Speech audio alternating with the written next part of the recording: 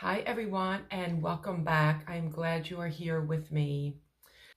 Let's talk about a few reasons why your divine masculine isn't showing up the way that you want them to.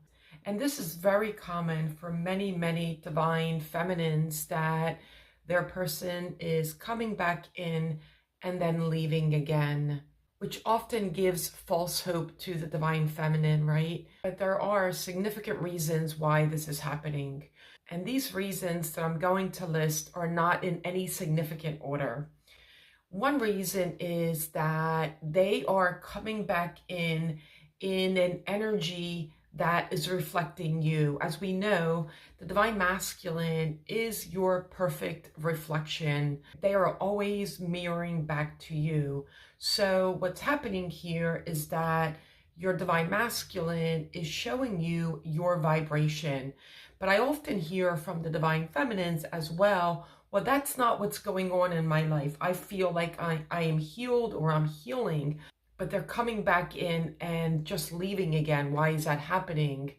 They're coming back in and showing you your old vibration. However, as I mentioned in my last video, there is a time lapse between the 3D and the 5D to collapse, and it doesn't always happen right away. So if they're coming back in and showing you something that you don't like, more or less, it's a behavior, a pattern, a vibration that you have had in the past. They are solely reflecting that back to you.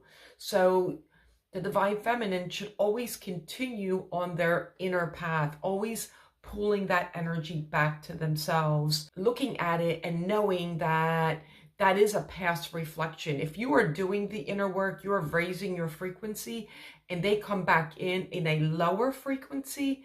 And this often happens too when the divine masculine comes back in a very strong sexual energy, and you know that you're not ready to engage in that type of intimacy. So now you're wondering, why are they coming back in a low sexual energy, and possibly realizing that they're going to leave again.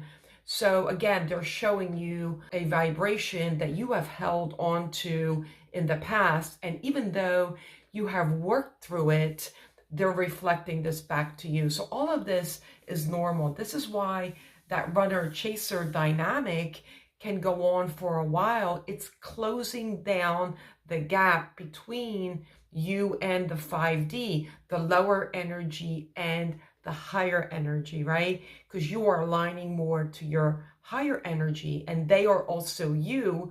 They're the same frequency as you, but you go first. I always say the divine feminine holds the keys because you do the inner work first, they follow. They can't do the work without you. So that's why it's important not to get caught up in that lower energy when they do come back in. So they're reflecting to you old behaviors, old vibrations that you had.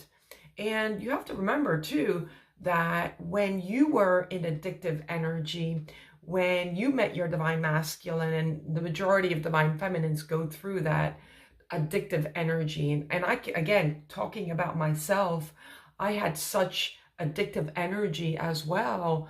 I was constantly getting psychic readings, probably like 3 a day online.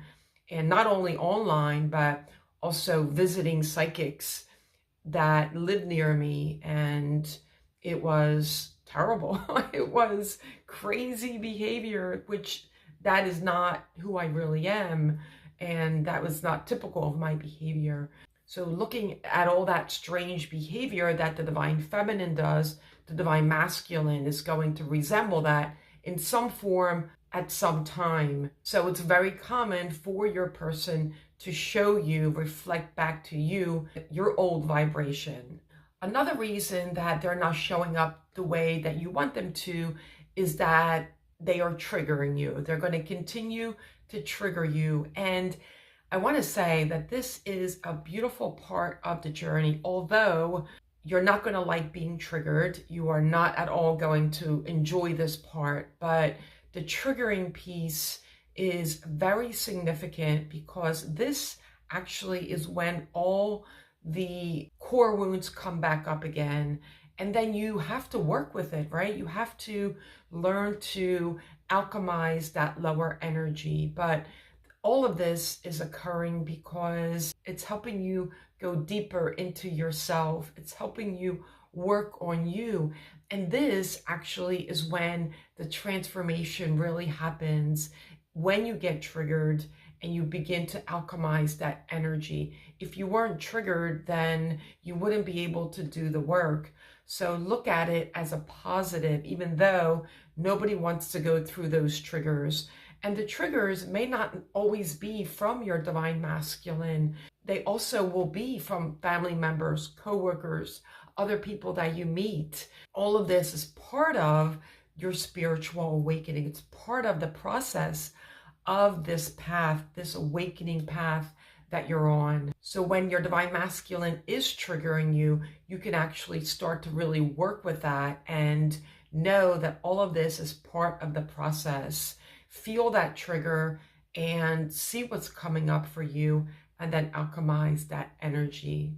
And it's all part of peeling the layers of that onion, right? You may think, oh, well, I've already worked with that core wound, but it keeps coming up again, right? And that's just part of it.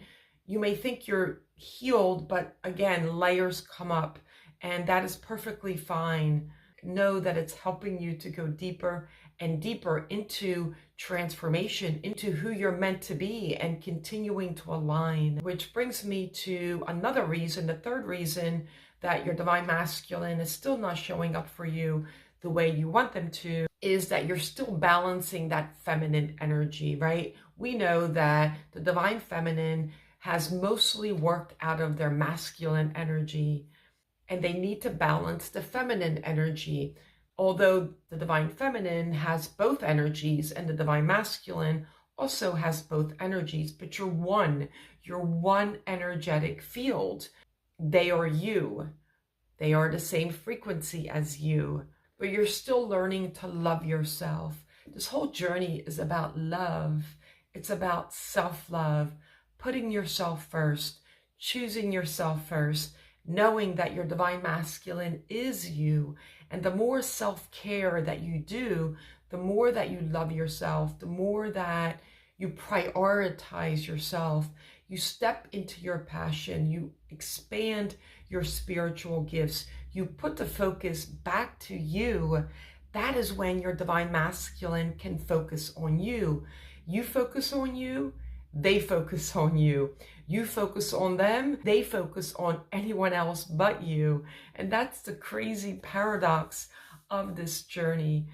So really balancing that feminine energy is going to be really important. Really loving yourself, really being in that receiving energy, in that loving, empowering, nurturing energy. You don't need to chase your divine masculine or anyone else. Allow the love to come to you, whether that's a soulmate that comes in temporarily, whether that's your divine masculine. Always put the focus on you. Never drop everything to be with your divine masculine. Again, then you're chasing. You want to choose you. You want to love you. And the more that you love you, the more the body, your other incarnation can love you. But they cannot choose you if you don't choose yourself. So really continuing to balance that feminine energy. When your divine masculine comes back in and leaves again, they're reflecting one or all of these areas to you, which is perfectly fine. Don't look at it as you'll never end up with your person. This journey isn't about ending up in 3D union. It's about ending up in inner union first before they can come back in. So always putting the focus back to yourself. Feel free to leave any comments below. If you need further help, feel free to check out my website. I do have a course, I have activations, I have coaching sessions, and I have integrated energy healing in addition to Reiki that I offer. So feel free to check it out. Sending you so much love.